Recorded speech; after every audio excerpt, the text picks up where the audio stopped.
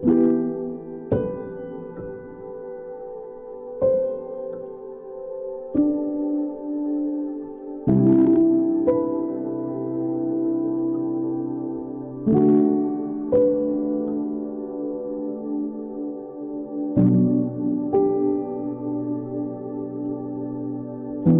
baby. I have kids of my own. Shame on him. I just feel bad for him every time I think about it. This really hit home to me because I'm also a mother of 4. So to see that somebody could have felt unloving to a child like that, to me is very utterly disgusting. When investigators revisited Rebecca's early statements, something stood out. Her story didn't change even when the facts around her began to collapse. Some saw that as loyalty, others as fear. Behind the perfect image of a grieving mother, whispers from family friends began to surface that Jake's control over Rebecca ran deeper than anyone realized. He isolated her, monitored her movements, and when his temper flared, she learned to stay quiet.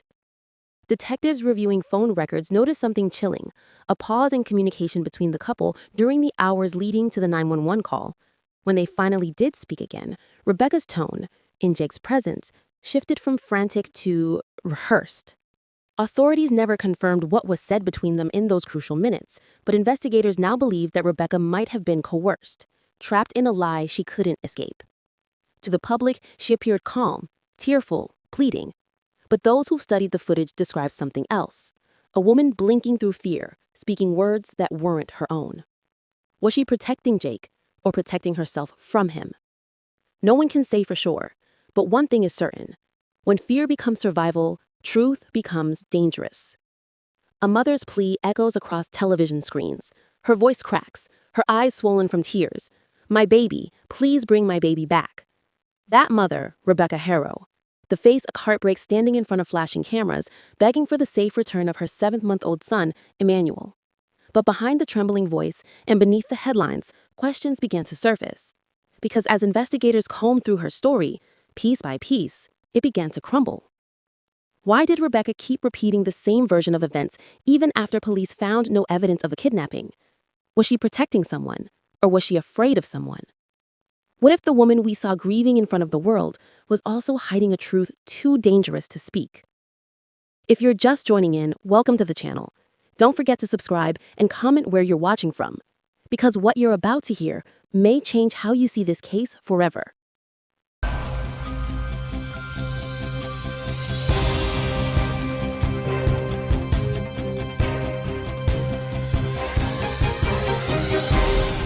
Before the world knew the truth, Rebecca and Jake Haro were seen as desperate parents, a couple united in grief. On August 14, 2025, Rebecca dialed 911, her voice trembling, as she claimed her baby had been taken from their vehicle in Yucaipa, California. Amber alerts flashed across phones. Police blocked roads. The community searched through the night, holding candles and praying for Emmanuel's safe return. But within hours, detectives began noticing cracks. Jake's timeline didn't match Rebecca's. Their phones told two very different stories. And soon, it became clear no kidnapping ever happened. That realization left investigators with the haunting question: if there was no abduction, then where was Emmanuel? Behind the scenes, sources say Rebecca's cooperation began to shift. Her statements became shorter, hesitant. It wasn't just guilt, it was fear. Because according to people close to the couple, Jake had a temper, a history that hinted at control and intimidation. So the question grew louder. Was Rebecca covering for Jake, or was she being silenced by him? As weeks turned into months, the story began to unravel, and so did Rebecca. During her third interview with detectives, she reportedly hesitated for the first time. Her voice cracked. Her eyes darted toward the door as if expecting someone to walk in. According to investigators, that's when they knew Rebecca wasn't lying to protect Jake out of loyalty. She was lying because she was terrified. Some law enforcement sources described her as a woman caught between fear and conscience. Behind closed doors, she hinted at not feeling safe, though she never directly accused Jake of threats. Still, detectives could read between the lines. They suspected that Jake had forced her silence, that he had warned her what would happen if she told anyone the truth. At one point, an investigator reportedly told her, "You don't have to protect him anymore." Rebecca broke down, but the truth she held on to didn't come out all at once. It trickled in fragments, in words she could barely say. Investigators say those fragments, the pauses, the contradictions, the sudden changes in tone, became their first real window into Jake's control. The perfect family image was gone. All that remained was fear, guilt, and the echo of a secret she was too afraid to speak. When detectives revisited Rebecca's phone, they weren't looking for a confession. They were looking for cracks, and they found them. Her text messages, deleted voice notes, and GPS data painted a story that didn't match the public version. She wasn't at home when she claimed to be, and before the 911 call was made, her phone had pinged near the same stretch of road where Jake's car was later caught on camera. That discovery changed everything. Investigators quietly pulled her in for another round of questioning. This time, they came armed with screenshots, timestamps, and message logs. One message sent hours before the 911 call reportedly read, "Please don't make me do this." Authorities never confirmed the recipient, but they didn't need to.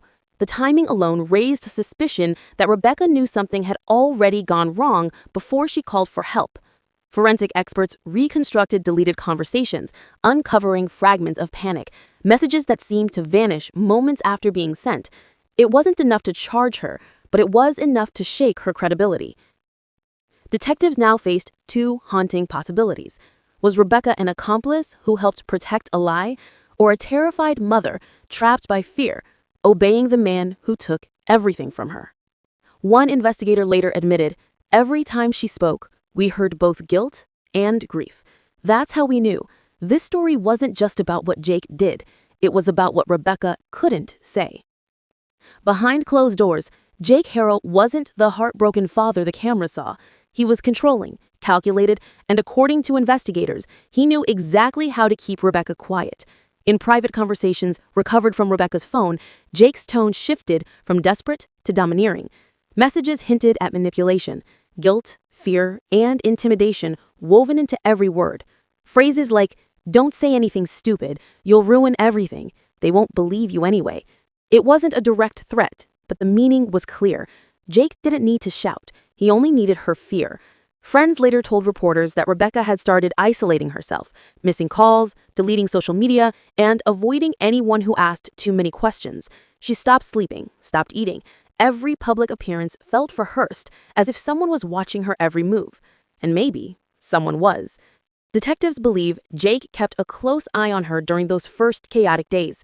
When Rebecca stood in front of cameras, begging for Emmanuel's return, Jake stood just a few feet away, calm, collected, controlling the narrative. To the world, they were a grieving couple, united in pain, but to investigators, it looked more like a hostage situation disguised as heartbreak. By the time Jake's lies started to collapse, Rebecca's silence had already cost her everything: her reputation, her freedom, and perhaps her chance to save Emmanuel's truth. Detectives believe Rebecca Haro's silence wasn't born out of guilt. It was engineered. In interviews and reports later made public, investigators describe a disturbing pattern: emotional manipulation that began long before Emmanuel's death. Jake didn't just dominate the relationship, he rewired it. He made Rebecca dependent on him, financially, emotionally, and psychologically. Every argument ended with blame. Every decision, even the smallest one, required his approval. He isolated her from friends, monitored her texts, and convinced her that without him, she'd lose everything: her marriage, her home, even her son. So when the unimaginable happened, she wasn't just grieving. She was trapped in the grip of a man she feared more than the truth itself. Experts in coercive control later explained this behavior. Victims often remain quiet, not because they approve, but because they believe silence is survival. For Rebecca, that silence became her prison. Detectives theorized that on the night Emmanuel died, Jake ordered her to play along, to make the 911 call, to cry on camera, to become part of the lie. And she did. Not because she wanted to, but because she thought it was the only way to stay alive. When the public saw a grieving mother, they didn't see the invisible chain around her, one built on fear, shame, and psychological control. And while Jake's guilty plea confirmed his crimes, it also cast a haunting shadow on Rebecca's role. Was she an accomplice or a hostage who didn't know how to escape? The line between the two has never been so blurred. The courtroom doors have opened again, not for an hour of spectacle, but for a moment of truth. Jake Haro, once pleading innocence alongside his wife, is now standing alone. On October 16, 2025, he entered guilty pleas to murder, assault resulting in death or serious injury of a child, and filing a false police report. This was not a plea bargain. It was a direct plea to the court, meaning the judge will determine his sentence. His sentencing is scheduled for November 3, 2025. But even with the plea entered, the case isn't closed because the child at the center of it all, 7-month-old Emanuel Haro, has never been found.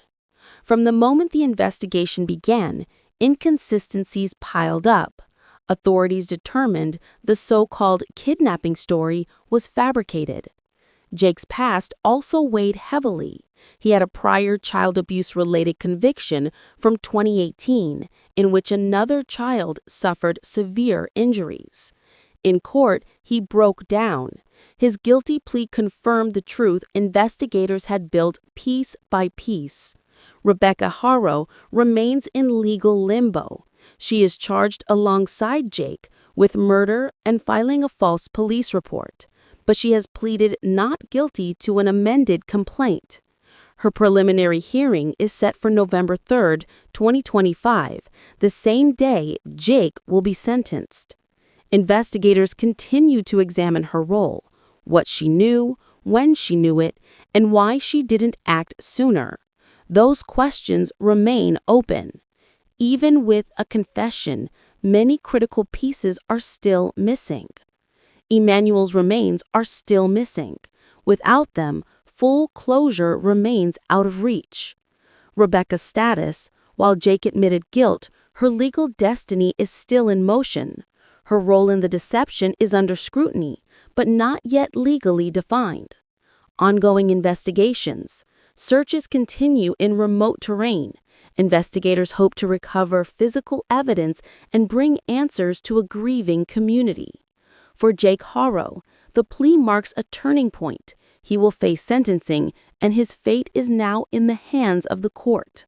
For Rebecca Haro, her story remains unresolved. She faces serious charges, and the world waits to see whether she will be seen as a victim of coercion or a co-conspirator in a horrific lie. For the community and for Emmanuel, the truth has advanced, but the story isn't finished. Haro. So far, I feel justice was served, but we still want to know where he's at so he can have a proper burial.